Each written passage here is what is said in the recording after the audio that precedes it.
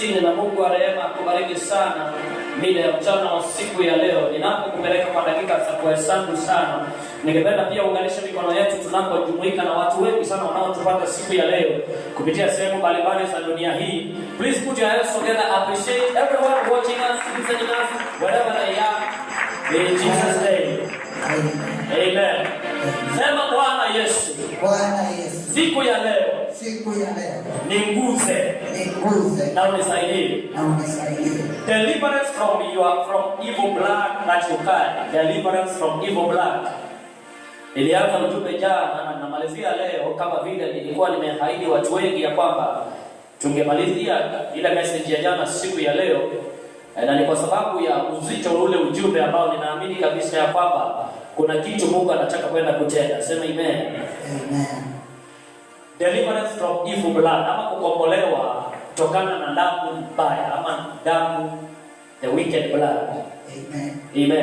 Amen. Nilisema vizuri kabisa, nikasema issues of blood they are very complex in nature. Issues of blood they are very complex. Mambo ya damu ni mambo mazito sana. Ni mambo ambao kama kanisa, kama tutapata wahubiri walio na neema ya kututafsiria masuala mengine katika Biblia, huenda tukafinyiliwa miaka yetu yote kwa sababu ya kutokujua. Mtu mmoja aseme amina. It is very very important kuelewa kwamba damu ambayo unabeba is not your blood. We call it donated blood or shared blood. Your father and your mother met together, then they exchange blood. Kwa hivyo wewe hauna haki ya kumiliki damu. Ile damu katika mwili wako ni damu ya kupatiwa, ni damu ya mtu mwingine. Kwa hivyo huyo mtu mwingine anaweza kuicontrol, awe uhai ama akuwe kaburini. Ndio maana huko unaona tunafanya deliverance hapa. Maroho yanasema mimi ni shushu, mimi ni grandfather, mimi ni grandmother. Kwa nini? Maana ile damu iko na huyo mtu, si damu yake, ni damu ya watu wengine. Na kwa hivyo masuala ya damu ni mazito sana. Na hata unasikia wakisema damu ni nzito kuliko nini? Kwa hivyo wanaposema hivyo wanakuelewa, wanakufahamu, wanakujua fulani. Ukipita mahali mtu alikufia bila kuambiwa na mtu, utasikia tu nywele zinasimama, utasikia uoga fulani. Tembea barabarani utakuta mahali ambao watu huwa wana ajali zinapatikana kila wakati, wanaziita black spots, mahali ambao ajali zinafanyika kwa wingi, damu inaijisha ingine. Damu ni nzito. Tumoyaseme amina. Na tunapoongea kuhusu masuala ya damu, tunashughulikia maroho ambao inatumia damu. Jana tulifanya deliverance hapa ya mama ambaye alifungwa miaka 21 na alifungwa na damu ya kondoo. Kondoo tatu zilizochinjwa. Tulifanya deliverance ya mwanaume ambaye mke wake anazaa watoto wanakufa. Wanasema walimpatia damu kupitia ndoto, walimkunywisha kwa ndoto. Mwayaseme nini? Amina. Damu ni nzito. Damu yoyote, iwe ni ya kuku, iwe ni ya mbuzi, iwe ni ya ngamia, iwe ni ya mtu, damu ni nzito. Ukiangalia mataifa ya Afrika yale ambayo yamekataa kusonga mbele, yamekataa kusonga kielimu, yamekataa kusonga kimaisha, kikuelewa, utakuta ni yale zile makabila ambao zimekataa kusonga mbele, ni ile mataifa ambao huwa wana uwezo wa kukunywa damu ikiwa mbichi. Ngoja sema nini? Amina. Utawakuta wamekataa kuvaa suti, wanataka kujifunga shuka, wamekataa kwenda shule. Kwa sababu gani? Damu za wanyama bado zinawafunga. Ninakuombea Bwana akakuokoe siku ya leo katika jina la Yesu. Amen. Sielewi ninaongea na nani katika hii madhabahu. Wewe ninaongea na mtu ananitazama akiwa mbali sana. Aha. Lakini ni maombi yangu ya kwamba Mungu atapeana wisdom. Hallelujah. Mungu atapeana revelation. Amen. Ambao itakwenda kunasua mtu siku ya leo. Amina. Kama unaamini sema haleluya. Hallelujah. Mashida yale unayaona dunia hii, ningependa tukubaliane na Biblia vile Ecclesiastes anasema nothing is new in this world. Everything has been there. Hakuna kitu mpya dunia hii. Vitu vyote unaviona saa hii zilikuwepo. Mashida ambayo uko nayo sio wewe wa kwanza kuyapitia, yalikuwepo. Swali ni yalipitia wapi kufika kwetu? Mwandishi wa Ecclesiastes anasema nothing is new in this world. Everything has been here. Amen. Nothing is new. Kila kitu unakiona saa hii kimekuweko. Ile shida uko nayo imekuweko. Kuna mtu mwingine alikuwa nayo na ni wa ukoo wa kwenu. Ilifikaje ikafika kwako? Ilipitia damu. Wakati walipitisha damu wakafika kwako wakakuzaa, walipitisha na mashida. Maana blood is a carrier of evil things and of good things. Ndio tunapokunywa damu ya Yesu inapitisha vitu vizuri. Nazo damu za kule kwetu zinapitisha mambo mabaya.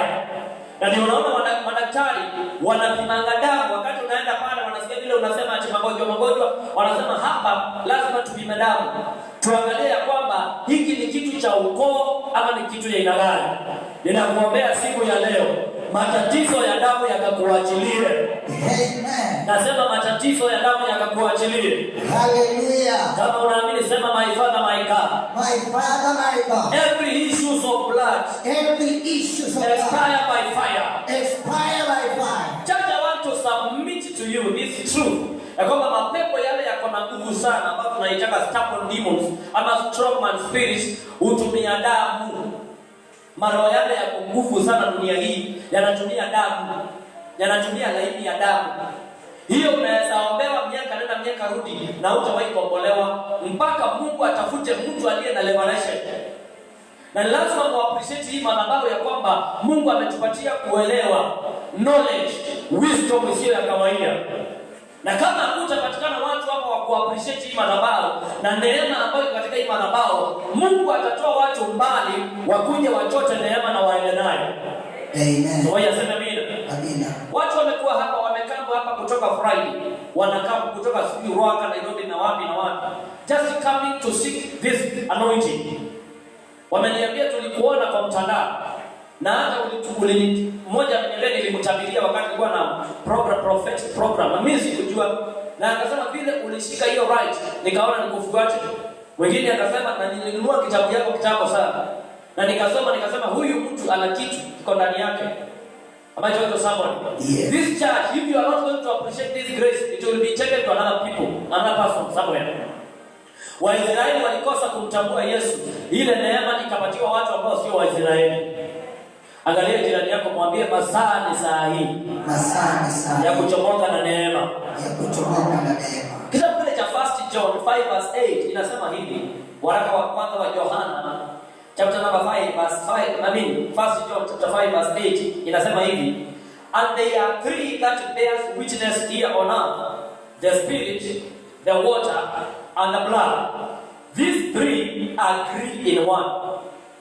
1 John 5 verse 8, and there are three that bears witness here on earth, the spirit, the water and the blood.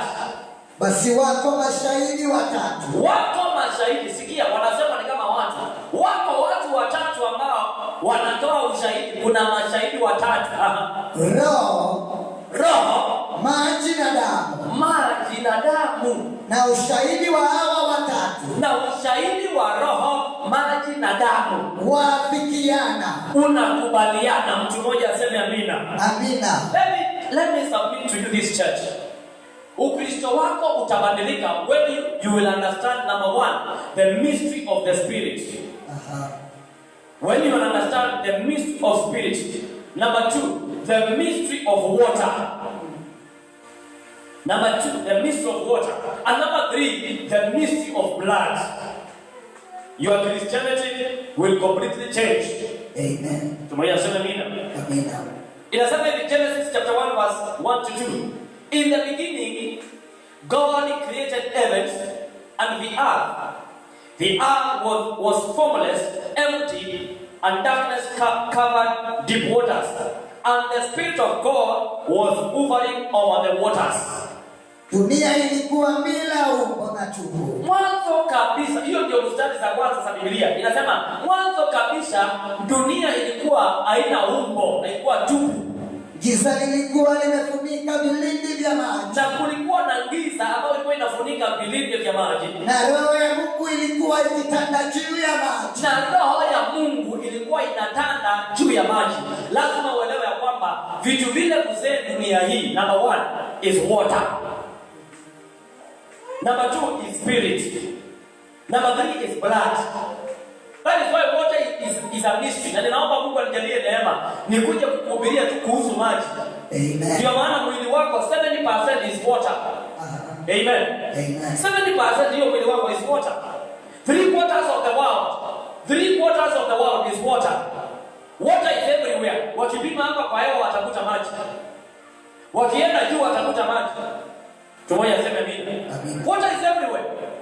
Maana anasema mwanzo kabisa dunia kabla haijaumbwa kulikuwa na maji na roho wa Mungu alikuwa anaelea juu ya ile maji. Kuna vitu vitatu ambao vinatoa ushuhuda: roho, maji na damu. Ndio maana huwa unaona katika deliverance tukitumia maji. Maana water is mysterious in nature. Revelation chapter 12 verse 11.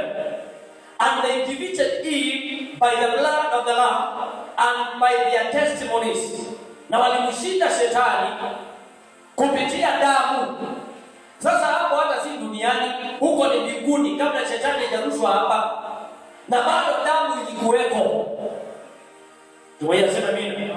Hata dunia itaumbwa, hata kujafika Genesis, hata hakuna hiyo maji na hakuna kitu katika dunia hii. Wanasema huko mbinguni kulishuka vita na walimshinda shetani kwa sababu ya damu. So blood, in actual sense, blood is the oldest entity we have, which is existing even today. Na kwa hivyo kama mtu ataelewa masuala ya damu, utajikomboa sana. Kwa nini tunaweza angalia mtu hivi tuseme huyu ni Mkapa? Kwa nini tunaweza angalia mtu hivi tuseme huyu ni Mkikuyu? Kwa nini tunaweza kuangalia mtu hivi tuseme huyu ni Jaluo? Kwa nini tunaweza angalia mtu hivi tuseme huyu ni mzungu lakini mzungu wa Germany? Huyu ni mzungu lakini mzungu wa England. Huyu ni mzungu lakini mzungu wa USA. Kwa nini tunaweza angalia mtu hivi tumwambie huyu anakaa Ethiopia? Kwa sababu ya damu. I'm talking to a lot of people here. Am I communicating with somebody? Yes. Kwa nini familia zingine zinaongopwa? Kile kinaongopwa hapo sio watu, ni damu ya hiyo familia. Kama familia katoka watu walio na hasira, watu wanaweza ua mtu, damu. Tumoja sema mimi. Unasikia mtu akisema hii hasira yake iko ndani ya damu. Amen. Pombe yake iko ndani ya damu. Kisirani yake iko ndani ya damu. Ni masuala ya damu. Na ninakuombea Mungu akakusaidia mchana wa leo. Amen. Ninasema Mungu akakusaidie. Amen. Tukapata kufungua watu sijui ni ngapi hapa leo. Hallelujah. Ndio tuondoe mashida ya damu. Amen. Ni vizuri kuelewa ya kwamba magonjwa yote directly or indirectly it is connected with the blood. All sicknesses and diseases it is connected to the blood. Money is connected to the blood. Land is connected to the blood. Anything that you see, it is connected to the blood. Am I communicating to somebody? Yes. Na kitu kila sana utakiheshimu sana katika hii maisha huwa kina connect na blood. Niliona mtu juzi alipiga mwingine karibu amuue kwa sababu ya mke wake. Anapiga huyo mwingine kwa sababu gani? Because huyo mke wake wameshare blood. Amen. Amen. Ninajua saa hii utaona wale wa mama wako na watoto hapa, kama mtoto kajaribu kulia, ninaendelea kuhubiri hapa, atatoka aeleke mtoto nje. Kwa sababu gani? Lakini utaona sio kila mtu atashughulika na huyo mtoto. Utaona yule damu yake ina connect. Maana ni masuala ya damu. Amen. Ndio moja sema mimi. Hivi unaonaga kwenu mnachukiana hivyo. Unaona hampendani na hakuna mtu anataka kusaidia mwingine. Wacha kitu kibaya kitendeke. Hata hao wapendani kusaidiana, wataona wakisaidiana maana ni damu. Ndio moja sema mimi. Amina. Unaonaga familia mtu ambaye alikosana na watu wao na hata akasema sitawahi rudi huko tena, lakini mtu akikufa hapo huwa wanasahau kila kitu yote ilitendeka na anarudi pale, maana ni masuala ya damu. Mungu akukomboe na mashetani ya damu. Amen. Nasema Mungu akukomboe na masuala ya damu. Amen. Kuna vitu ambavyo inakuanga ndani ya damu ama characteristics of blood. Number 1, blood as a language. Damu huwa inaongea. Blood as a language. Na ndio maana unaona kwenu na kwa majirani yenu mnakaa tofauti kabisa. Maana kuna vile damu ya kwenu inaongea. Kuna watu damu ya kwao inaongea umaskini. Na hata hao watajaribu kufanya kazi, they will not have anything because the blood they carry it advocates for poverty. Kuna watu ambao maisha ya nyumba zao zina magonjwa, maana damu zao zinaleta magonjwa. So blood has a language. Tumoja sema amina. Kuna mtu hata ukitaka kumsaidia hawezi kusaidika, maana damu yake haiwezi kusaidika. Kuna maroho iko ndani ya damu inakataa kusaidika. Blood has a language. Kila damu unabeba iko na vile inaongea. Uhuru Kenyatta sio rais tu kwa sababu Wakenya wanampenda, ni rais kwa sababu ya damu ya kwao. Maana iliongea. Tumoja sema amina. Amina. Kuna mtu tu hivi anasumbuka because the language of the blood that you carry. Na ninakuombea Jumapili ya siku ya leo ya kwamba kila lugha ambayo damu yako inaongea, kila bad language your blood is speaking, today we are going to silence it in Jesus name. Amen. Nasema tunyamazisha damu ambazo zinaongea kinyume na baraka zako. Amen. Kuna familia hata ukijaribu kuinvestia mtoto wako shule namna gani, hata wewe soma na hata wewe endelea, the more unamsukuma shule, the more anatoka ama the more anakuwa mjinga because of the blood of that family, because blood has a language. Am I communicating to somebody? Yes. Number 2, blood has a voice. Damu ina sauti. Akasema Mungu, nimesikia damu ya Habili ikilia. Kuna watu wametoka familia ambao damu za kwao zinalia, wanapotaka kuolewa zinalia, zinasema hapana. Wanapotaka kununua gari hapana. Wanapotaka kununua shamba hapana, zinalia. Blood has a voice. Am I talking to somebody? Yes. Blood has a voice. Wakati unajaribu kukombolewa kusonga mbele, wanasema hapana. Na ndio unaona tunafanya deliverance hapa. Mapepo yanasema hapana, hatuwezi, hapana. Kwa sababu gani? Wanatumia sauti ya damu. Am I talking to somebody? Yes. Can I pray for somebody here? Yeah. I pray in the mighty name of Jesus. Every voice of the blood speaking against your life, crying against your destiny, we are silencing that voice right now. Yes. In the name of Jesus. Amen. Kama unaamini sema hallelujah. Hallelujah. Number 3, blood carries life. Damu inabeba uhai. Kitu yoyote iko uhai katika maisha yako ilianza kwa damu, iwe ni mbaya ama nzuri. Tumoja sema mimi. Kitu yoyote iliyo uhai katika maisha yako saa hii, utajuaje kama iko na uhai? Ni kitu yoyote unasema Mungu nitolee hii, nitolee hii, ilimea na ikapata uhai. Kwa hivyo hiyo uhai ililetwa na damu. Blood has ability to carry life. Anything that you don't want in your life, it is life in your life. Iko uhai katika maisha yako. Na kwa hivyo kuna vile ambao damu inaweza kukupandia vitu na imee katika maisha yako bila wewe kupenda. Ninahisi katika ulimwengu wa kiroho kuna watu 7 wanaponywa saa hii. Amen. Nasema kuna watu 7, 3 wanaumwa na kichwa. Kuna mmoja ako na shida ya bega. Na kuna mwingine ako na shida ya tumbo ya chini. Right now, by the power and by the anointing of the Holy Ghost, receive your healing. I receive. Kama unaamini sema I receive. I receive. Pigia Yesu makofi mazuri. Walawi 17 mstari wa 14. Inasema maana uhai wa kila kiumbe, maana uhai wa kila kiumbe umo katika damu. The life of everything, it is in the blood. Tumoja sema amina. Amina. Hata wasomi wanakubaliana kabisa. Huwa wasomi kuna vile wanaona hapo. Wanaanza kusema ati kuna chembe ziko ndani ya damu, ati askari wa kupigana na magonjwa wako ndani ya damu. Wanaziita something like I don't know, white cell, black cell, something. Wanakubaliana kwamba katika hiyo damu kuna vitu viko uhai. Wale walienda shule ino kuna wao juu. Wale walipita shule pia wao kuna wao. Unajua kuna kwenda shule na kupitia shule. Kwenda shule kuna kitu ulitoka nacho, lakini kupitia ulifanya kupitia tu na ukawacha hapo. Amen. Kwa hivyo wasomi wanakubaliana, na hata kuna magonjwa ambao watu wanajua ya kwamba iko ndani ya damu. Amen. Ni viini vinaingia ndani ya damu. Kwa hivyo kwa general information watu wanakubaliana kwamba hata ndani ya damu kuna vitu viko uhai. Leo ninakuombea katika jina la Yesu.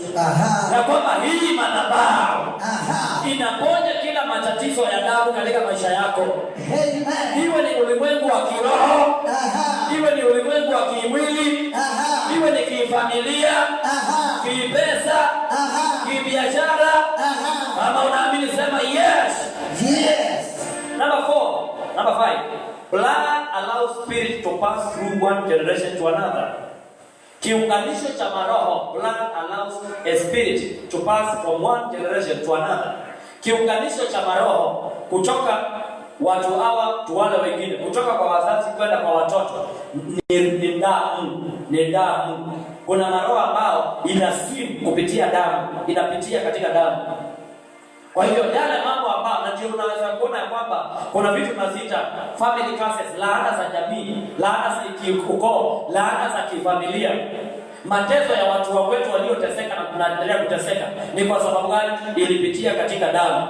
Leo ninataka nikukamatie maroho ambao yalipitia katika damu yako. Amen. Kama unaamini sema fire. Fire. Hallelujah. Amen. Number 6. Blood can fight for your success without your knowledge. Damu nao beba inaweza pigana na ufanisi wako wewe bila kujua. The blood that you carry can fight your success, can fight your destiny, can fight your ministry, can fight your calling, can fight your marriage, can fight anything that you have without your knowledge. Tumoja sema amina. Amina. Number 8. Blood can be silent for some time. Damu inaweza ikanyamaza kwa muda. Damu inaweza kunyamaza. Ndio unaona zile familia wakitoka pale mbele wanashikwa na blood pressure, diabetes. Wakiwa watoto huwa hawashiki, inanyamaza. Inangojea wafike 45. Inangojea wafike 50. Inakuja na fujo sana. Tumoja sema amina. Amina. Na ndio unaona hiyo magonjwa inaponanga rahisi sana watu wakielewa ya kwamba ni kitu iko ndani ya damu. Na kuombea siku ya leo katika jina la Yesu. Kama kuna ugonjwa unapitia, na ni ugonjwa wa kifamilia, hiyo ugonjwa inapona right now. Amen. Teremsha neema ya uponyaji. Teremsha neema. Am I talking to somewhere? Yeah. Number 8. Blood is powerful. Whether it is blood of animal, blood of human being, blood is powerful. Every blood is powerful. Na ndio wachawi huwa wanaitisha mtu kuku, wanamuitisha mbuzi, wanaenda kuchinja. Wanajua damu ya kuku inaweza maliza biashara ya mtu. Damu ya mbuzi. Amen. Amen. Nasikia mhubiri mmoja akisema juzi, ati unadanganywa, unaenda kwa mganga anakuitisha kuku ni ya nini sasa? Hiyo kuku kula. Nikasema huyu hajui power of blood. Damu ya kuku imeua watu wengi sana sasa hivi. Kuna wengi sana wako kaburini just because of the blood of a chicken, blood of a cow, blood of na ulisikia testimony jana, walichinja kondoo 3 wakamwaga damu. Huyo mama alisema, wakati walikuwa deliverance jana hapa, waliona huyo mama alisema ya kwamba mzee wake alichukuliwa na mwanamke mwingine, na wakati akikutana na huyo mwanaume akitaka kumuona tu ili wakutane kama kibahati mbaya, huyo mwanaume anakimbia. Amen. Kwa sababu ya kuinuliwa damu ya kondoo. Anasema mzee wangu akiniona anatoroka. For 21 good years utakaa kwa kifungo kwa sababu ya damu iliyomwagwa. Leo nataka nikomboe watu ambao wako katika vifungo vya damu. Amen. Kama uko hapo sema na kuombolewa leo. Nakombolewa leo. Am I talking to somebody? Yes. Ni kitu ambao huwezi kuchezea kabisa. Ni kitu ambao unastahili ukikubali, yani ukubali knowledge kwanza. Maana huyu ni mtu na anachezeka na anajisemea mbele ya watu. Ya kwamba for 21 years mzee wangu alichukuliwa 21 good years ago. Na ni mwanamke anamjua. Na alienda kabisa na akaenda, na hata wakikutana mzee anakimbia. Na yeye mama akawekwa roho ya kuzurura. Kila mahali anawacha, anaenda, anawacha, anafungua kanisa, anafunga, na ni mhubiri. Anafungua chache, anafunga, anaama hapa, amesema Nairobi ameama karibu yote. Sio kitu ya kuchezea wandugu na wadada. Ni kitu ambao tunastahili kumakinika na tuelewe na tuchukue information na tuambie Bwana atuondolee kifungo cha damu. Maana tumeona example au wale tu tumeona. Wale ambao hatujawaona hatujui ni wangapi. Akija hapa hapo anajua shida yake ni nini. Yeye tu alikuwa tu anataka kuombewa aendelee. Hakuna maombi unaweza ombewa uendelee kama shida yako haijajulikana. Ni vile sijui naongea na nani katika hii madhabahu. Amini. Hakuna vile unaweza ombewa uendelee kama shida yako haijajulikana. Na kama kuna mhubiri unastahili kumheshimu, ni mhubiri amepatiwa neema ya kumulika shida yako, ya kuleta kiini cha matatizo yako. Maana ukikata mti inaweza ikagongoa tena, lakini ukiing'oa na mizizi imekauka kabisa. Naomba Mungu anijalie neema leo nikuongolee shida yako na mizizi yake. Kama unaamini sema fire. Pigia Yesu makofi mazuri. Haleluya. Sijui kama kuna mtu tunaenda pamoja siku ya leo. Number 8 ama number 9. Your unknown past can be traced through blood. Your unknown past. Maisha yako ya hapo nyuma, wewe ambao hata hujui. Tukitumia damu yako tunaweza kujua maisha ya kweli. Tukiangalia damu yako tunaweza kujua hata vitu hujui. Vitu vile vyote unatenda huwa vinarekodiwa kwa damu ya mtu. Tumoyaseme amina. Amina. Vitu vyote vile vilitendeka kwa ukoo wa kweli. Silifanywa na grandfather, silifanywa na grandmother, silifanywa na nani, zimerekodiwa katika damu yako. Na ni mpaka zikapate kufutwa na tuandike vitu vingine. Ndio maandiko inasema ya kwamba kitabu cha Wakolosai inasema ya kwamba Yesu Kristo alipanda msalabani na akafutilia mbali hatia tulizokuwa tumeandikiwa. Damu huwa inaandikwa.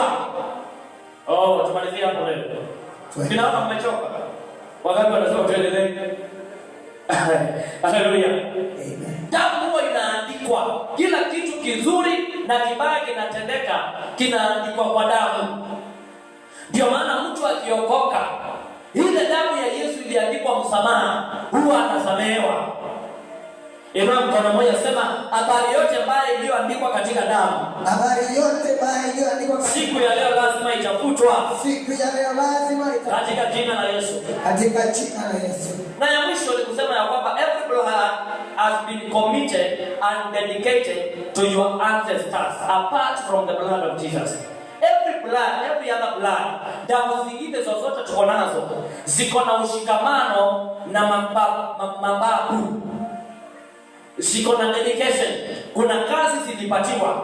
Damu zote ziko ndani ya dunia hii. Iwe ni ya mzungu, iwe ni ya Mwarabu, iwe ni ya Muhindi, iwe ni ya Mkamba, iwe ni ya Mkikuyu, iwe ni ya mtu ako mjini ama kijijini. Every blood has commitment. It has been committed to some task by the ancestral powers. Tumoja sema amina. Iko na masharti ilipatiwa na wale wenye damu, wale ambao ni wale walikutangulia. Ninaomba Mungu akukomboe siku ya leo. Amen. Katika jina la Yesu. Hallelujah. Samueli wa pili 21 verse 1. Second Samuel 21 verse 1. Sijui kama kuna mtu anasaidika leo. Yes. Kuna mtu anasaidia pale ile. Yeah. Baada ile kuna mtu anasaidika. Baada ile kuna mtu anasaidika. Baada ile kuna mtu anasaidika. Baada ile kuna mtu anasaidika. Wazee kuna mtu anasaidika. Bwana Yesu asifiwe sana. Vitu kama hizi ninaongea si rahisi kuzisikia. Unaweza kuwa umeokoka miaka nenda miaka rudi na hautawahi sikia mahali popote sinahubiriwa. Maana shetani ameficha mambo kama haya tusipate kuyajua. Lakini Mungu wa mbinguni apewe sifa. Maana wakati wetu ameamua tukombolewe. Na kuambia leo watu wataombewa hapa. Wengine utaona wakitapiga damu. Wengine wataenda choo ya damu. Maana kuna vitu ndani ya damu lazima zitatoka. Kama unaamini sema fire. Pigia Yesu makofi mazuri tena zaidi. Inasema hivi 2 Samuel 21 verse 1. There was a famine during David's reign that lasted for 3 years. So David asked the Lord about it. And the Lord said, "See, the famine has come because Saul and his family are guilty of blood. They murdered Gibeonites." Wakati mmoja kulitokea njaa kali nchini. Kulitokea njaa moja nchi ya Israeli. Daudi akiwa mfalme. Na wakati huo Daudi alikuwa mfalme. Njaa hiyo ilidumu miaka 3 mfululizo. Na ile njaa ilidumu miaka 3 mfululizo. Daudi alimwomba Mwenyezi Mungu shauri. Sikia, miaka 3 hakukunyesha. Kulikuwa na njaa kiasi ya kwamba watu walikula watoto. Maana kulikuwa na njaa ambayo haijawahi onekana, sio hii ya hapa tunaona mwaka hakujanyesha lakini bado kunakaa vizuri. Mara bado hata kama chakula cha watu hakuna, chakula cha mbuzi iko, ya ng'ombe iko, ama sehemu zingine zilinyesha, wanaenda wanachukua chakula wanaleta hapa. Huko kulikauka miaka 3 bila tone ya mvua. Tumaya sema nina. Na mtumishi wa Mungu Daudi akaenda mbele ya Mungu. The Bible says he consulted God. Mwenyezi Mungu Daudi alikuwa ndio mhubiri wa wakati huo. Alikuwa ndio nabii wa wakati huo. David was a prophet and at the same time was a king. And he went and consulted God. You need to have a man of God who can go before God and consult God about a certain issue in your life. Hallelujah. Amen. Am I joining the support? Yes. Daudi akaangalia kama watu wanafinyiliwa, watu wanahangaika, watu wanateseka. Akasema nataka niweke safari na niende mbele za Mungu, niongee na Mungu. Maana nimeona hii shida ni kama haitawahi isha. I want to consult God. I pray in the name of Jesus that this altar today will give you a lifetime deliverance in Jesus' name. Amen. Inakupatia ukombozi wa milele. Huyu mtu maandiko yanasema ya kwamba he went and consulted God. Please God, tell me why so and so is suffering. Please God, why this wonderful man is suffering. Please God, please let me know. Because without knowledge, my people perish. Pasipo na hekima, watu wa Mungu potea. Kwa hiyo Daudi akaenda akauliza Mungu. He consulted God. Wacha nikuambie, ukiniona katika hii madhabahu, I have consulted God about your issue. I have consulted God about your issue. And that's why uncountable people today, they are receiving lifetime deliverance. Wanapokea ukombozi wa miaka yao yote. Kama mtu wa miaka 21 jana alikombolewa, na kuambia hata wewe utaondoka hapa na baraka. Nasema utaondoka hapa na muujiza. Kama unaamini pigia Yesu makofi mazuri. Hallelujah. Bali nasema David consulted God. Akamwomba ushauri. Daudi alimwomba Mwenyezi Mungu shauri. Mwenyezi Mungu akamwambia. Mwenyezi Mungu akamwambiaje? Sauli na jamaa yake. Sauli na jamaa yake wana hatia ya kumwaga damu. Wana hatia. Hii kiangazi unaiona. Hii inasumbua nyinyi wote. Ni kwa sababu ya damu ilimwagwa ya watu. Gibeonites hawakuwa Waisraeli. Walikuwa hata ni maadui wa Israeli. Lakini hata damu ya maadui wa Israeli ilifunga mbingu za Israeli. Mbona ninaongea na watu hawapende pamoja? Damu ya watu ambao hata si wa Mungu, lakini ilikausha mbingu za watu wa Mungu. Gibeonites were not Israelites. In other words, they were enemies of Israel. But Saul killed them. Na kwa sababu hiyo damu yao ikafunga mbingu. Kuna watu wako hapa, unisikize vizuri. Ninajua kile ninaongea. I understand what I'm talking about. Kuna watu wako hapa ya kwamba kile kimefunga mbingu yako ni damu mahali ilimwagika. Kile kimefunga mbingu ya baraka ni damu mahali ilimwagika. Na niko hapa nikapata kukupatia revelation. Na nikapata kufungua nyumba yako. Na nikapata kufungua maendeleo yako. Na nikapata kufungua ndoa yako. Na nikapata kufungua pesa yako. Niko hapa niulize Mungu, kwa nini kuna kiangazi kwako? Kwa nini huyu mama aendelee? Kwa nini huyu mzee aendelee? Kwa nini huyu kijana afanikiwi? Kwa nini boma ya mtu iko na matatizo? I'm here to consult God on your behalf. Am I communicating to somebody? Somebody say, my Father, my God. My Father, my God. Deliver me today. Deliver me in the name of Jesus. In the name of Jesus. Maana nasema Daudi akamuuliza Mungu, ni shida gani tulikosea wapi? Maana tumeomba haibadiliki, tumefunga haibadiliki, tumefanya kila kitu haibadiliki. Akaambiwa shida ya kiangazi ni yule mtu alikutangulia. Huyo mtu alikutangulia aliua mtu. Na hiyo damu ya hao watu wanaitwa Gibeonites ndio imefunga mbingu, si mimi. Kuna matatizo sehemu tatu. Tatizo ya kwanza inaweza kuwa ni tatizo ya mtu kuzaliwa kwa mtu. Tatizo ya pili, unaweza letewa matatizo na watu. Na tatizo ya tatu, unaweza kujiletea matatizo. Three sources of problem in humanity. Number one, problems can connect with you because of the reason of your birth. Kwa sababu ya kuzaliwa kwako. Source number two, mashida inaweza kuja because of other people. Kwa hivyo kama hii mashida ya Israeli si Mungu, mashida ya Israeli ni damu walimwaga. Ninakuombea katika jina la Yesu. Mungu sikuhurumie siku ya leo. Mungu sikuhurumie siku ya leo.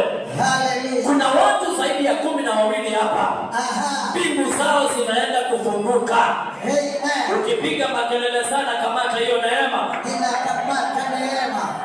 Kwa hiyo kana kamuuliza, why are we suffering? Mungu akamwambia, the problem is not with me. Mvua hata nikitaka kunyesha haitanyesha kwa sababu kuna damu. Imagine Mungu anaambia mtumishi wake hivyo. Anamwambia, yani hata nikataka kunyesha mvua siwezi, kuna damu inalia kutoka inchi ikipanda. Maana blood has a language, blood has a voice. Amen. And God and everything in this world respects blood. I pray in the name of Jesus. Your deliverance is coming very fast in Jesus' name. Amen. Inua mikono yako, nataka uombe hii maombi. Sema, my Father, my God. My Father, my God. Matatizo ninayoyapitia. Na yanahusika na damu zilizomwagwa.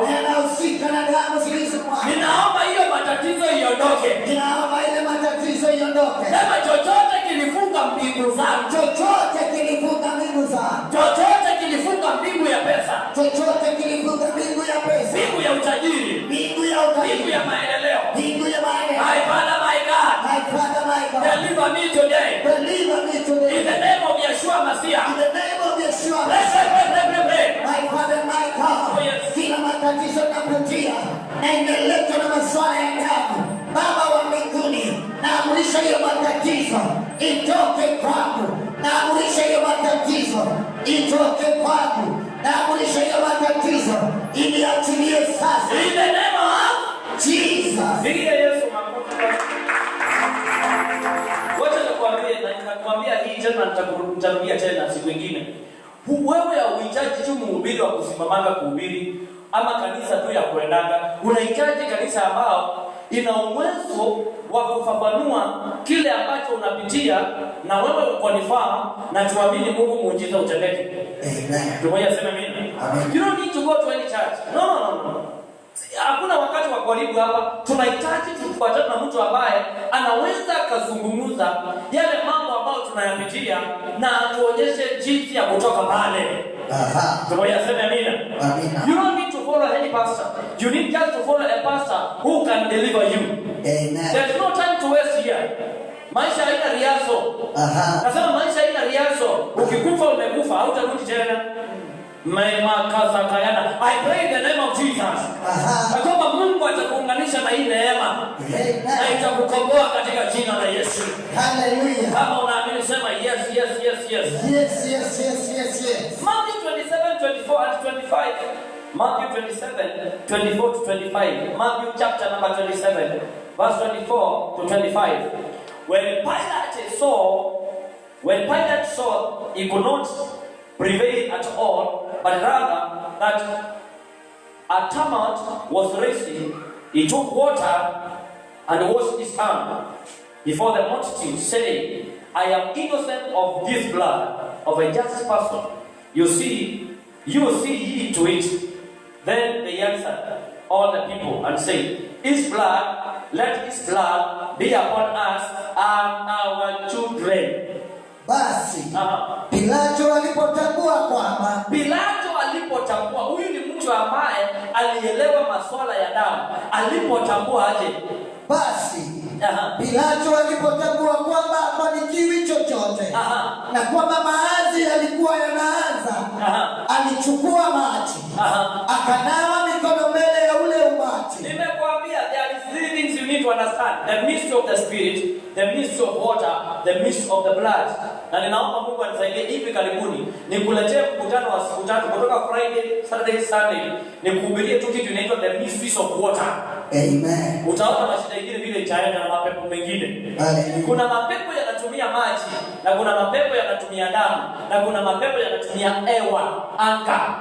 Ndio unaona tukiambia watu breathe in, breathe out, breathe in. Usione kama ni kitu tu tunabuni hapa, no. It's something in the Bible. Amen. Breathe in. Sababu kuna mapepo yanatoka kupitia hewa. Kuna mapepo yanatoka kupitia damu, na kuna mapepo yanapita kupitia maji.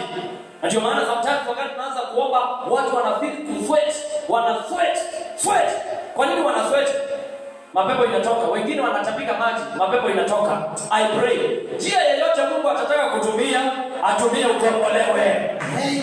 Nasema atumie ukombolewe. Hallelujah. Atumie ukombolewe. Hallelujah. Njia yeyote Mungu anataka kutumia, simruhusu Mungu aitumie. Hallelujah. Uondoke hapa na baraka. Amen. Uondoke hapa na miujiza. Amen. Kama unaamini sema haleluya. Hallelujah. Amejolito somebody. Yes. Unajua nimekuja kurealize kwamba ni mpaka watu wakombolewe ndio tutaendelea. Amen. Na ndio unaona vile tunakomboa watu hata kanisa ndio inapanuka. Amen. Ndio tunaendelea kupata mashamba. Hallelujah. Maana vile unakombolewa kuna baraka za kanisa zinakombolewa ndani yako. Amen. Nataka nikomboe watu 12 walio tayari. Niko hapa. Especially laini ya kipesa. Tukombolewe saa hii. Amen. In Jesus name. Amen. Kwa hiyo mapepo kuna yale yanatumia nini, yanatumia hewa, yanatumia damu, yanatumia maji. Ndio unaonaga sometimes wakati tunaombea watu unaona tumbo ya mtu inafura inarudi nyuma, inafura, ni hewa, ni mapepo yanayotumia damu. Amen. Amen. Ndio kana hicho cha somebody. Yes. Watu wengine hapa tunawaombea ni vile wewe huwezi ona. Unajua Mungu anakubariki tu deliverance 2 3 4. Lakini kuna watu wengi sana ambao wanakombolewa. Amen. Ukienda hapa yacho ni akaumia nzee watu wanakeja zebe hiyo kama. Wakipira inakwisha inaongezeka. Na ni deliverance inaendelea. Hata wengine wanakuwa hapa tukiendelea. Amen. Bwana Yesu asifiwe. Usikie deliverance ikiendelea unasikia harufu kambaya kanatoka hapo, usijui kanatoka wapi. Nani anaweza harufu mbaya inatoka wakati tunaendelea deliverance? Unajua usikie harufu kanapita. Amen. Ni watu wanakombolewa. Maana kuna mapepo yanatoka kupitia hewa. Amen. Hadi wapata kweuka na wajui nini. Mapepo inatoka. Blood, water, spirit. Hata kama hujashika kitu kingine, si umeshika vitu tatu leo? Yeah. Sipigie Yesu makofi mazuri. Wengine wana sweat. Wengine wanakimbia, wanaenda wanakonjoa, ni mapepo inatoka. Maana mapepo lazima ishikilie mahali itoke. Iwezi kutoka bila kushikilia kitu. Aidha ishikilie upepo, ishikilie sweat, ishikilie kutapika, itoke tu, maradhi itoke. Ingine inatoka na damu. I pray in the name of Jesus. Mungu atumie njia yoyote. Amen. Tuinue mikono yako, sema my Father, my God. My Father, my God. Tumia njia yoyote nikombolewe. Njia yoyote nikombolewe. Kama unaamini pia Yesu makofi mazuri. Hallelujah. Wewe Pilato akasemaje?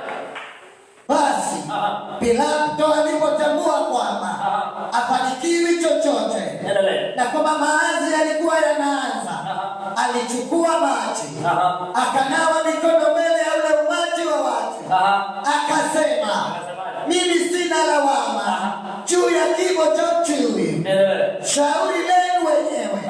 Watu wote wakasema, damu yake na iwe juu yetu na juu ya watoto wetu. Waisraeli wote, Pilato akasema, mimi huyu mtu, mimi sitaki kuhusika na yeye. Mimi nimenawa mikono. Wakasema wacha kunawa mikono, unanawa mikono nini? Unaje hapa tumue, damu yake iwe juu yetu na watoto wetu. Amen. Amen. Hiyo ndio sababu hata saa hii Israeli hakuna amani. Bomu sikamwendisa na watu ya stories ya Israeli. Sio kama umefuata stories za Israeli. Mabomu yanalipuliwa. Yaani vita ile inaonekana dunia hii inaonekana Israeli.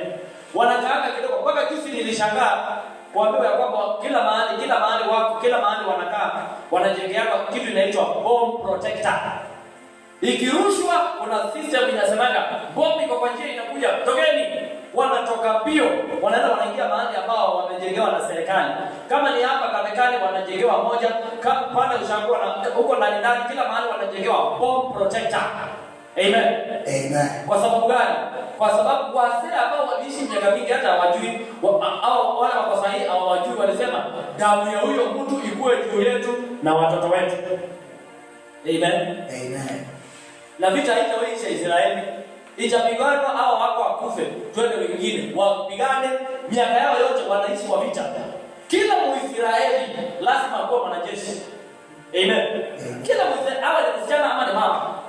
Wanasomanga from Psalm 1 wanafika 8 from 4 wakimaliza from 4 wote ni mandatory, ni lazima. Maana ni nchi ya vita. Wamama wanatembea na bunduki. Maana wale walikuwepo miaka hiyo walisema damu ya huyo mtu ikuwe juu yetu na watoto wetu. Haleluya. Amen. Ni mandatory kuingia military Israel. Kila mtu ni mwanajeshi. Kila mtu ni mwanajeshi. Ukuwe mwalimu na kwamba mwalimu mwanajeshi. Ukuwe pasta mwanajeshi. Wanapoomba kuna kwamba na watu wengine wanawazunguka nje wanashika bunduki hivi. Hawa sasa kwa ibada, wengine wanakaa hivi na bunduki. Ndio hao waombe. Hao wakimaliza wengine wanatoka, wanashika bunduki nje. Maana kitu yoyote inaweza tendeka anytime. Tumoja sema amina. Amina. Sio hapa hata wewe watu wengine wapapa hata wajui mlio ya bunduki. Huko wanakwamba wanajua ni bunduki gani imelia na ina uwezo kiasi gani. Na kakiwa katoto kama haka kana uwezo wa kujua hizo vitu vyote. Maana kuna watu walikuwepo mbele walisema damu ya huyo mtu ikuwe juu yetu na watoto wetu. Sijui ni nani ambao kwao kuna laini ya maisha ina hiyo. Ya kwamba waliokuwa mbele yako walisema damu ya huyu mtu ikuwe juu yetu na watoto wetu. I'm here to deliver someone today in Jesus name. Amen. Nasema damu yoyote inaongea kinyume na wewe. Aha. Kuna kamlango kakutoka leo. Hallelujah. Kuna kamlango kakupenya leo. Aha. Mashetani ya damu ndio tunashughulikia. Aha. Inua mikono yako sema my Father, my God. My Father, my God. Any blood crying against my life. Any blood crying against my life. Loose me by fire. Loose me by fire. Commanded to loose you by fire. Any blood crying against me. Oh yes. Loose me by fire. Any blood crying against my life. Loose me by fire. Any blood crying against me. Loose me by fire. Any blood crying against me. Loose me by fire. Yes. Any blood crying against me. Loose me by In the fire. name of Jesus. wacha nikuonyesha kitu kimoja na tuombe. In the book of 2 Samuel chapter 3, 28 to that. Kumbuka naongea kuhusu deliverance from evil blood. Kuna maisha lazima ibadilike leo. Nikipata mtu wa kuamini tu, kuna maisha lazima ibadilike. Hiyo damu ya kweli tunainyamazisha leo. Amen. Na hiyo mapepo tunayakamata leo. Amen. Na tunakuunganisha na anga mpya. Hallelujah. You will be the first person in your family to build a big house, Amen. to drive a big car, Hallelujah. to be a great preacher. Amen.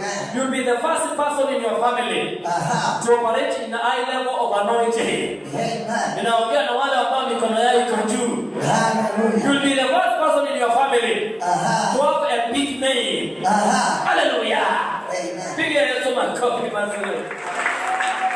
2 Samuel chapter 3, 28 to 30. Baadaye Aha. Daudi aliposikia habari hizo alisema, Aha. mimi na ufalme wangu Aha. hatuna hatia mbele ya Mwenyezi Mungu Endelea. kuhusu damu ya Abneri mwana wa Neri, Yes. lawama ya mauaji hayo Lawama ya mauaji hayo, lawama ya hiyo damu yawe juu ya kichwa cha Joabu yawe juu ya kichwa cha mtu anaitwa Joabu na jamaa yote ya baba yake na familia yote, watu wote ambao watakuja kuwa connected na family ya Joabu, jamaa yote, lawama ikuwa juu yao. Aha. jamaa ya Joabu daima Aha. isikose mtu mwenye ugonjwa wa kisonono. Nimekuambia ya kwamba in every blood there is what that blood advocates for. Kuna vile hiyo damu inaongea. Sasa damu ya Joabu inaambiwa kwamba miaka yote kusikosekane mama aliye na discharge, kusikosekane mwanamke ambaye ana magonjwa ya kutokwa na damu, magonjwa ya sehemu ya siri, mambo kama yale. Kusikosekane mama wa laini hiyo, au ugonjwa wa ukoma, ama ugonjwa wa ukoma daima, the rest of their family, miaka yote, hata kama wataishi miaka milioni 10, daima miaka yote, kusikosekana mtu aliye na ugonjwa wa kisonono, na kusikosekana mtu ambaye alikuwa na ugonjwa wa ukoma, au anayetembea kwa magongo, ama mtu ambaye amevunjika miguu ama mikono na anatembea na crutches, zile vitu vya kutembea. Familia yao yote kusiwahi kosekana mtu wa aina hiyo, maana kila damu kuna vile inaongea. Na ndio maana unaona sisi watu tuko tofauti sana. Unaona huyu kile kinakusumbua kisubui huyu, maana kile kinakusumbua damu ya kwenu inaongea hiyo. Tumoja sema nini? Amina. Daudi ana describe vizuri, anasema damu ya familia ya Joab, every time they will have a woman with issues, with discharge. Na kutakuwa na mtu akona leprosy, na kutakuwa na mtu mwenye ukoma, na mwingine anatembea na crutches. I pray in the name of Jesus. May the Lord deliver you today. Amen. Oh my God. May the Lord deliver you from every family punishment. Amen. Every family collective punishment. Hallelujah. May you be delivered. Amen. Now angalia katika hiyo familia ya huyo mtu anaitwa Joab. Tuseme alizaa watoto na wao wakazaa wengine, na wao wakazaa wengine. Kuna mtu tu anateseka because of the blood ambayo inaongea katika hiyo familia. Na ndio unaenda kuipata mbali sana, unaenda kuipata katika kitabu cha Marko 5. Tutoka Samuel twende mpaka all the way from Marko 5. Old Testament inaenda kuingia New Testament. Marko 5, I think chapter verse 2. Marko 5 mstari wa 25. Yes. Mmoja wapo alikuwa mwanamke mwenye ugonjwa wa kutokwa na damu. Sikia. Kule Samueli, Daudi alisema nyumba ya Joab isikosekane mama ama mwanadada ama mwanamke aliye na ugonjwa wa discharge, watu magonjwa ya siri tu ya sehemu za siri, kusikosekane mtu wa aina hiyo in that family. Old Testament imekwisha miaka mingi, tunaingia New Testament. Maandiko yanasema mmoja wa wale wanawake alikuwa ni mama. Wale watu walikuwa katika hiyo mkutano ya Yesu, alikuwa ni mama aliyekuwa na ugonjwa wa damu. Mmoja wapo alikuwa mwanamke mwenye ugonjwa wa kutokwa na damu. Endelea. Kwa muda wa miaka 12. Alikuwa na ugonjwa wa kutokwa na damu for 12 good years. Mwanamke huyo alikuwa amekwisha sumbuka sana. Maandiko inasema huyu mama alikuwa amesumbuka kila mahali akitafuta kutibiwa na hakuponywa, maana ugonjwa wake ni damu inaongea kinyume na yeye. Ni damu inaongea. Magonjwa yake si magonjwa ya kawaida, ni mapepo yanayojua ya kwamba miaka mingi iliyopita kuna babu yao alikuwa anaitwa Joab na aliwa mtu alikuwa anaitwa Abna. Pamoja sema mina. Na damu yao inaongea kuwapika, damu ya familia inaongea magonjwa. Kuna watu wako hapa wanateseka just because of the blood that you carry. I pray in the name of Jesus. May God deliver you in Jesus' name. May God deliver you in Jesus' name. Kumbuka Daudi alisema pia katika hiyo familia kusikosekane mtu ambaye alivunjika miguu na anatembea na magongo, anatembea na crutches. Matendo ya Mitume chapter 3 verse 1 to 2. Tunampata mtu ambaye anakaa katika kanisa nje pale, ako kwa kanisa na hasaidiki. Maandiko yanasema he was a lame man, a cripple. Alikuwa kiwete, anatembea na miti. Alikuwa anakaa katika malango mazuri, lakini hakuna kitu kizuri kinatendeka ndani yake. Alikuwa anakaa kwa kanisa ambao watu wanaponywa na haponywi, watu wanakombolewa hakombolewi, watu wanabarikiwa habarikiwi, kwa watu ambao wanaendelea haendelei. Maandiko yanasema alikuwa anakaa katika lango ya malango mazuri.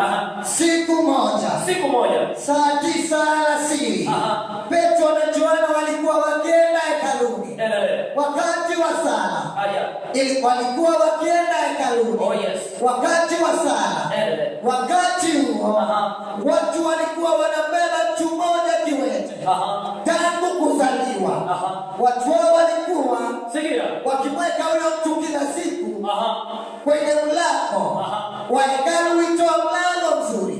mtu anawekwa mahali. What kind of nonsense is that? Unawekwa kwa mahali kuna mlango mzuri, vitu vizuri vinatendeka, na wewe hakuna kitu kizuri kinatendeka. Walikuwa wanambeba wanampeleka kwa mlango mzuri, lakini hakuna kitu kizuri kinatendeka kwake. Maandiko yanasema alikuwa kiwete tangu kuzaliwa. Daudi alisemaje? Alisema kusikosekane mtu katika hiyo familia aliye na ugonjwa wa ukoma ama ugonjwa wa kutembea na magongo. Ninakuombea katika jina la Yesu, Bwana akukomboe. Amen. Nasema Bwana akukomboe. Amen. Hiyo amina ni kama damu yako imeanza kukuzima mapema. Amen. Ukiona mtu ainui mikono, damu yake ishamkamata. Amen. Nasema ukiona mtu mikono yake haiko juu ya kichwa chake, Amen. damu yake imeanza kumsumbua. Amen. Sema fire.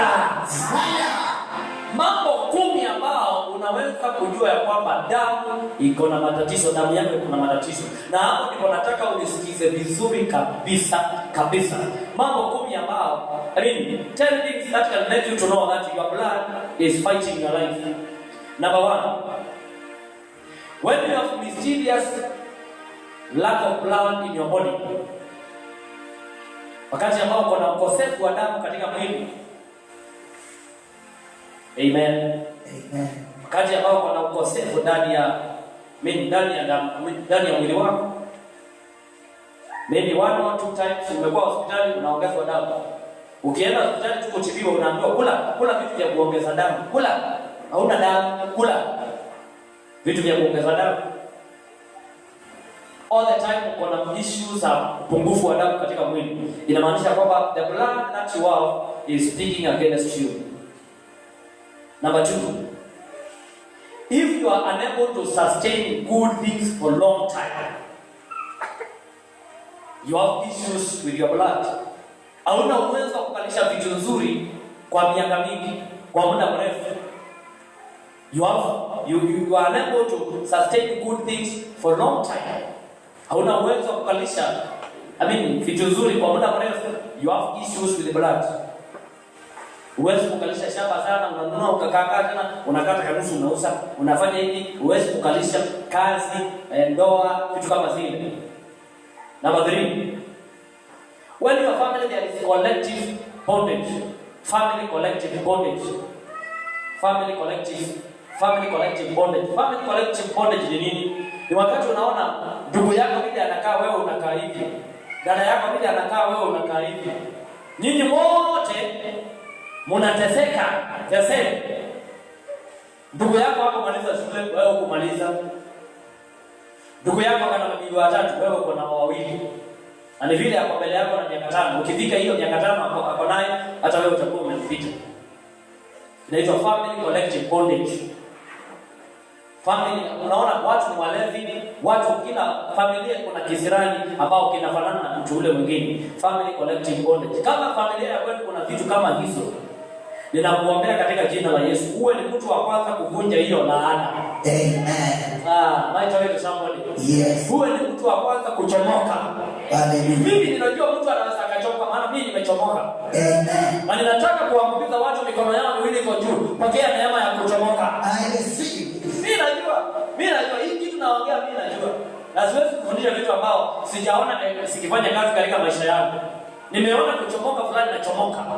Hata nimejiangalia nikaona tofauti yangu na wahubiri wengine. Nikaona I'm totally different. Kuna vitu ilinyamaza katika maisha yangu, na kama ilinyamaza itanyamaza kwako. Amen. Hii si ya watu wote, ni wale ambao wako tayari. Hallelujah. Kuna vitu ilinyamaza kwako na itanyamaza kwako. Amen. Mungu aliyenisaidia atakusaidia. Hallelujah. Amen. Am I talking to somebody somewhere? Yes. Number 4, when you have immunity breakdown. Immunity breakdown. Immunity ni zile kinga za mwili zinazuia magonjwa. Utajuaje kama uko na immunity breakdown? Ni wakati magonjwa yote inaweza kuja kwako. Kukiwa na jua, magonjwa ya jua inaingia kwako. Tukimaliza kukiwa na mvua, magonjwa inaingia kwako. Wakati wa kuvuna chakula, magonjwa inaingia. Unagonjeka ovyo. Zile kinga za mwili ambazo zinazuia magonjwa hauna. Inamaanisha kwamba you have blood issues. Tumoja sema amina. Amina. Number 5, fighting blood drops in your house or in your compound, and no one can explain where it came from. Kukuta machone ya damu. Nilienda kuambia mama mwingine juzi hapa tu karibu. Kile alifanya nipeleka kwake ni kwa sababu kila wakati huwa anakuta damu imemwagika na hajui inatoka wapi. Anakuta damu, drops of blood. Hajui inatoka wapi, wanasubiri kawaida. Anarudi tena anakaa kwa month anakuta ingine. So when you find something like that in your family, na hakuna mtu anaweza kusema damu hii ilitoka wapi, una matatizo ya damu, Mungu akukomboe katika jina la Yesu. Amen. Number 6. When you normally experience nose bleeding ambayo imeendelea sana, kuna ile tu unaweza kuguzwa mapua damu itoke, lakini kuna watu damu inatoka peke yake. Na wakati wana nose bleed, kuna kitu huwa wanafikiria ni vile hawajawahi pata mtu wa kuwasaidia. Watu wote huwa wana nose bleed, wanatokwa na damu kwa mapua. Kuna kitu huwa wana sense ya kwamba wako karibu ku nose bleed. Am I talking to someone? Yes. Hallelujah. Hallelujah. Hallelujah. Huwa wana sense ya kwamba wako karibu ku nose bleed. Utaona ameshika kitambaa, umepangusa, inakaa tena inatoka. Inaitwa the blood that is wicked. Ina manifest namna hiyo. Kwa wanawake wanakuta zile periods za wamama au wadada, it is too much. It is too much. It's very heavy. Inakaa siku 3 lakini hapo inakaa 15 days ndio iwishi. Inakaa 20 days ndio iwishi. Kiasi ya kwamba inakufunga, inakuwa ni ugonjwa mwingine. Inakuja na magonjwa mengine. You have issues of blood. I pray in the name of Jesus. Ya kwamba kila mtu ambaye anapitia mashida kama haya, hayo mashida yanafika mwisho leo. Amen. Ukisema fire iliyo na nguvu kamata neema. Fire. Am I communicating to somebody? Yes. Hallelujah. Amen. Number 8. When you frequently be involved in accident, wakati ambao mara kwa mara unajipata kwa ajali ambao zinatoa damu, zinakufanya umwage damu. Unagongwa na kitu unamwaga damu. Unajikata na kisu unamwaga damu. Unagongwa na pikipiki unamwaga damu. Yaani lazima kila wakati kutokea accident ambao lazima umwage damu. Your blood has issues. Na kama hasitashughulikiwa itakuja kukuondoa. Na mimi nimetumwa na Bwana nisaidie mtu kama huyo katika hii madhabahu katika jina la Yesu. Amen. Number 9. When you normally make unpardonable mistakes, unafanya makosa ambao huwezi kusamehewa, ama unakuta watu ambao unawakosea na wanakiri, wanasema ya kwamba hawatawahi kusamehe. Tika mwekeni, ngapi na mwekeni. Wakati utasikia masuala kama na watu wanaongea, damu yako iko na matatizo. Kuna wamama wawili niliwajua kutoka kitambo, walikuwa mtoto mdogo na walikosania kitu kidogo tu sana, kitu ambao wangesameheana. Lakini wale wamama, mama mmoja yule alikosewa, alikataa kumsamehe kabisa huyo mwingine. Wakainvolve kanisa. Mama huyo akasema sitawahi kusamehe, nitakufa nikiwa sijamsamehe. Akakaa miaka mingi sana, baadaye akaja akakufa. Mimi nilikuwa najiuliza kwa nini tu alikataa kumsamehe, na si ati huyo mwingine alimpiga, alifanya. Mungu akaniambia kwamba issues, mtu akiwa na issues za damu, watu huwa wanakataa kusamehe. Anasema sitawahi kusamehe. Liwe na liwalo na liwe. Hiyo kitu ulinifanyia, hiyo ulinitukana wewe, sitawahi kukusamehe. Ukiona unapitia mambo kama yale, damu yako ina matatizo. Sijasikia amina nzuri hapo. Amen. Nasema hiyo amina ipendeze kabisa. Amen. Sema my Father, my God. My Father, my God. Siku ya leo ninakombolewa toka kwa matatizo ya damu. Namba 9, sexual addiction. Kuna watu ambao they are addicted to sexual immorality. Wako so much addicted. Kama nipigia juzi simu kutoka Meru. Kakaniambia mama God nimefika mwisho. Nikakauliza kwa nini? Kakaniambia mimi naomba tu kwanza uniambie kama utanisaidia. Nikakamia nitakusaidia. Mtumishi wa Mungu, mimi nataka unisaidie, maana mwaka jana peke yake alinipigia tukiwa mwaka unaanza. Na kaniambia kama msichana kadogo kako high school. Kakaniambia kamelala na wanaume 109. Kama msichana kazuri. Kaniambia mtu wa Mungu, nimefika mwisho. Mimi nimekana hata nisaidia nitajiua, nimefika mwisho. Inaitwa damu inaongea. Sio ya kawaida hiyo, hata ukifikiria namna gani, lakini si ya kawaida. Damu inaongea. Inaitwa sexual addiction. Tumoja sema amina. Amina. Ninakuombea katika jina la Yesu. Na kama Bwana atakwenda kukomboa katika jina la Yesu. Amen. Na hii ndio inakuwa na prostitute. Wale unaona na prostitute. Mtu analala na wanaume sita kwa siku moja. Anaamka kesho hajachoka, anaenda analala tena na wanaume. Na si tu wala barabara, hata wa huku ndani. May the Lord deliver you from this demonic addiction in Jesus' name. Amen. Sema, my Father, my God. My Father, my God. I pray in the name of Jesus. I pray in the name of Jesus. Every blood issues in my life Every blood issues in my will life expire by fire today. will expire by fire In the name of Jesus. In the name of Jesus. Pigia Yesu makofi mazuri. Namba ngapi? Namba barrenness or difficulty in conceiving. Utasa ama ugumu wa kupata mimba. Wale wadada wote ambao mtu ameolewa na unapitia utasa ama ugumu wa kupata mimba, damu yako kuna kitu inaongea kinyume na wewe. Amen. Damu yako kuna kitu inaongea kinyume na wewe. Barrenness or difficulty in conceiving. Number 11. Experiencing mental issues in your family. Kupata watu wako na matatizo ya akili.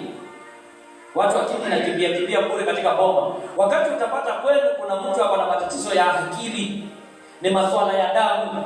Na ndio unaona watu wenye matatizo ya akili hawezi ombewa wapone haraka unless kupatikane revelation ya kwamba hii ni masuala ya damu inawasumbua.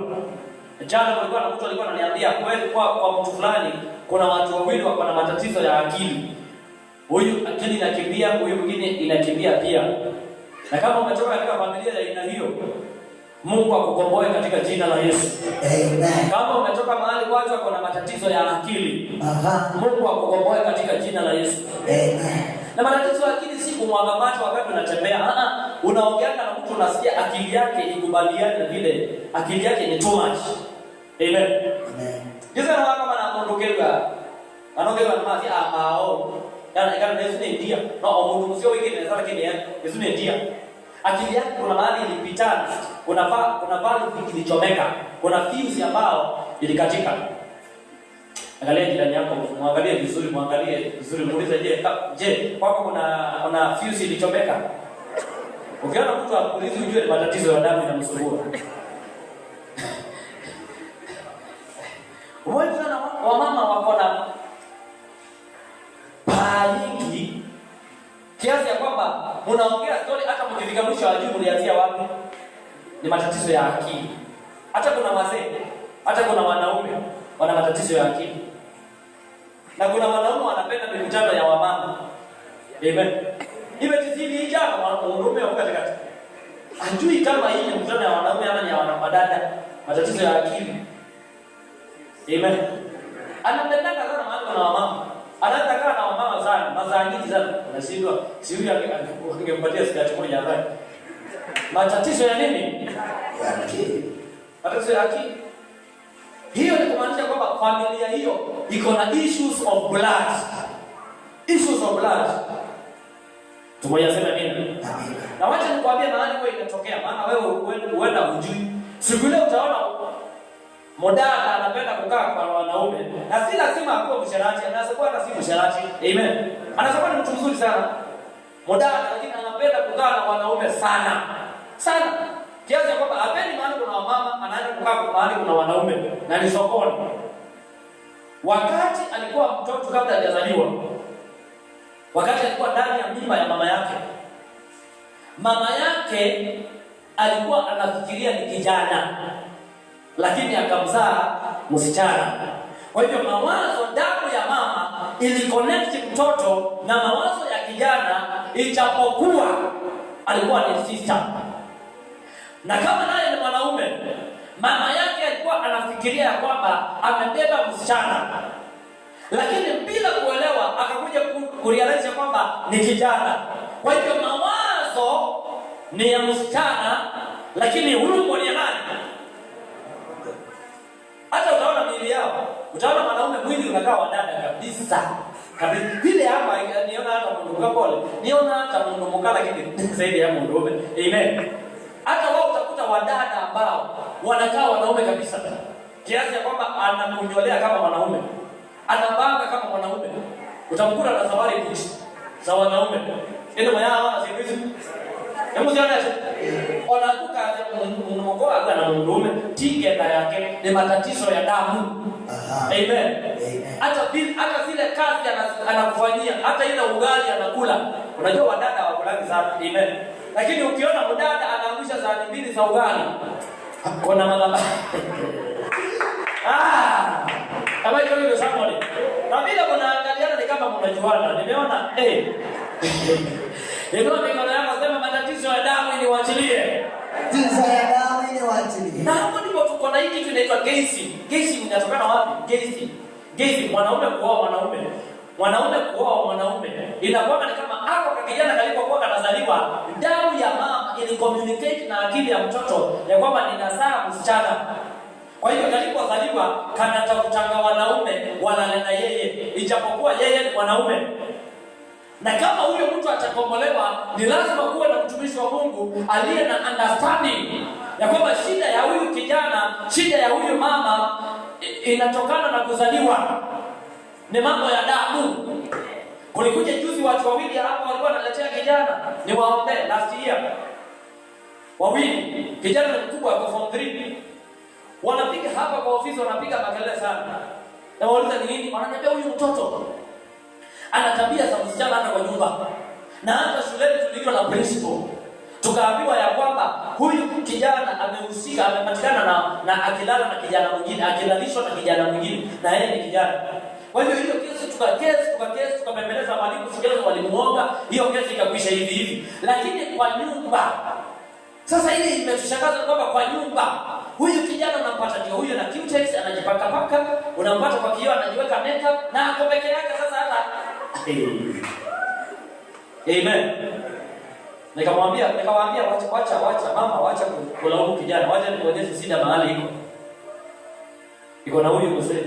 Mzee akasema hapana, mimi sina shida. Nikamwambia mzee, unakumbuka ukilala na mke wako lakini hukulala kutoka mbele ulienda baada ile ingine. Anaweza basi umejua hii. Mama akapiga tena akasema ni kweli, ni kweli hata tukua karibu kwa chakula. Na muuliza kwa nini apendi kule mbele anapenda? Kwa nini? Tunaelewana lakini. Unaona kile ninahubiri. Mimi nataka watu tu waone. Amen. Walifunguania hapa sana kwa ofisi. Mama akaniambia baada hiyo uliongea ni kweli. Hata nilikuwa niwacha ndoa. Na nikamuuliza na tukakosana miaka 2. Hata nilikuwa nalala sitting kwa sababu ya hiyo kitu. Amen. Kwa hiyo hata ukalaumu mtoto hana shida. Unaona shida mahali imetoka? Ni matatizo ya nini? Matatizo ya damu. Naomba Mungu akukomboe katika jina la Yesu. Amen. Nasema naomba Mungu akukomboe. Amen. Leo kuna watu wanakombolewa. Haleluya. Na ndio ulisikia jana nikiambia yule mzee alikuwa hapa, nikamwambia mashida yale tuko nayo sio ya kuficha. Ukiombewa tokelezea uongee. Ndio wengine wako na matatizo kama yale wajue ya kwamba Yesu anaokoa, Yesu anakomboa, Yesu anabadilisha, Yesu anaunganisha watu na neema. Pigia Yesu makofi mazuri. Na vile ninaona mnaniangalia ni kama hata nyinyi mmesikia tu story huko kwa aina hiyo. Nataka uniletee hao watu niwaombee hapa. Watakombolewa katika jina la Yesu. Mtu mmoja aseme amina. Na kama hata uko hapa na sometimes unasikia kama wewe ni mwanaume, unasikia uko na characters za mwanaume na wewe ni mwanamke, you need deliverance today. Lazima tukurudishie wanawake. Sijui hiyo inaenda okay. Haida kuna mfano. Okay. Hata wewe mkubwa amekataa. Lazima tukurudishie mawazo yako ya mwanamke. Na kama wewe ni mwanaume na una tabia za mwanamke, lazima tukurudishie mawazo ya mwanaume. Ndio ukae kama mwanaume. Ufikirie kama mwanaume. Amen. Mama amekuja juzi hapa akaniambia pastor, mimi siwezi kukaa na mwanamke mwingine kwa nyumba. Nikamuuliza kwani nakaa na mwanamke mwingine? Hapana. Hapana, huyo mtu alinioa huyo ni kama mwanamke. Siwezi kama mwanamke mwingine. May God deliver you in Jesus' name. Amen. May God deliver you in Jesus' name. Amen. May God deliver somebody here in Jesus' name. Amen. Nimalizie ilikuwa ya mwisho ni ngapi? When you normally fail in your divine assignment. Ukiona una fail divine assignment kama hii kazi nafanya saa hii. Mhubiri anayeshindwa, muimbaji anayeshindwa, uko na kipawa kizuri, watu wanakubali uko na kipawa, lakini unashindwa, unatumikia Mungu na unashindwa. You are serving God and unalemewa katika kumtumikia Mungu. Your blood is speaking against you in Jesus' name. I pray in the name of Jesus, may God deliver you. Amen. Finally, ni wale watu ambao, na hapo ndio nataka tuombe. Hizo vitu naongea kama unaiona kwenu nyumbani, kwa sababu nilisema blood can be silence. Inaweza kuwa kwako hakuna, lakini umeiona kwenu. Nataka ujue ya kwamba hiyo kitu inakufuata. Na ninasema hizi vitu ndio kama unasikia moja nimetaja, ninapokuingiza kwa maombi uombe ukikemea hiyo kitu. Finally, ni wale watu ambao they have ability to smell blood. Hata wakati hakuna, unasikia nilikuwa na smell kama kuna damu mahali. Wana uwezo wa kusmell blood na hakuna mahali kuna damu, lakini hasa wale ndio watakamwambia kama kama sio. Maana ndio wewe. Wengine hawajasikia, na wewe unasikia peke yako. Ability una sense blood na hakuna damu iko mahali. Unasikia ina smell na hakuna damu. Finally, wale watu ambao wanaota wakikunyeshwa damu usiku kwa ndoto. Drinking blood. Drinking blood. Amen. Amen. Wangapi wanaona hapa kuna kitu tunastahili kutatua? Wangapi wanaona hapa kuna kitu tunastahili kutatua? Nataka nikupatie nafasi tuombe, lakini kabla tujafika pale, God bless you my viewers for watching this powerful broadcast. Ninajua kabisa kuna neema fulani ambao imekufikia hapo. Anajua kuna kitu Mungu amesikugusa na wewe. Na kuna hatua lazima uchukue. Neno la Mungu ikifika kwako unachukua hatua.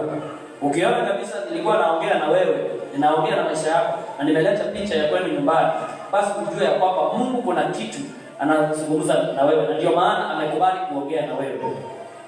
Uko hapo na hujaokoka, mambo kama haya hayawezi kukuachilia kama hujaokoka. Weka mkono mmoja wako kwa kifua, mkono mwingine inua juu. Sema Bwana Yesu. Bwana Yesu. Ninakupenda. Ninakupenda. Nisamehe dhambi. Samehe dhambi. Na makosa yangu. Na makosa yangu. Leo. Nimekupokea. Nimekupokea. Uwe Bwana. Uwe Bwana. Na mkombozi. Na mkombozi. Wa maisha yangu. Maisha yangu. Jehova. Nifungue siku ya leo. Nifungue siku. Nijaze na Roho Mtakatifu. Nijaze na Roho. Nipate kukutumikia. Nipate kukutumikia. In Jesus name. In Jesus. God bless you so much in Jesus name. And there is a number there on your screen. You can send your offering, your tithe. Na unapotoa hiyo sadaka na fungu lako la 10, amini kabisa unapojiconnect na hiyo namba. Maana hiyo namba ndio bahasha yetu siku ya leo. Unapojiconnect na hiyo namba na unapotuma sadaka yako, mbingu ya Bwana lazima ikusikie, maana ume-act to the word. Ume-connect to the word in Jesus name. Usisikie tu message na uachilie na hiyo no. Receive this message, na tunapoingia katika maombi, hata wewe uko hapo nyumbani, chukua nafasi kama dakika 5 hivi, anza kuomba ukiambia Mungu, chochote kwa ndani ya damu yangu lazima kitoke. Kitu yoyote ambayo is demonic and it is in my blood, it is coming out of my life. Wengine mtakuwa mnaomba hivi, msikie kutandika damu, mtapiga damu nyingi sana hapo na utakuwa umekombolewa. Wengine mtasikia sweat, wengine mtasikia vitu vinatoka katika maisha yako. Na nakuambia na nakuhakikishia, maana kama unamwamini Kristo lazima kitu itendeke kwako. Utakapokuwa ukiomba hiyo maombi, mbingu itakukubali. Utapokea uponyaji, ukombozi, urejesho na muujiza usio wa kawaida. God bless you so much. Hapa panaitwa Kingsland Ministries City. Mimi naitwa Apostle Meshach Kiilu. God bless you in Jesus name. Appreciate our viewers, our listeners all over the world. In the mighty name of Jesus.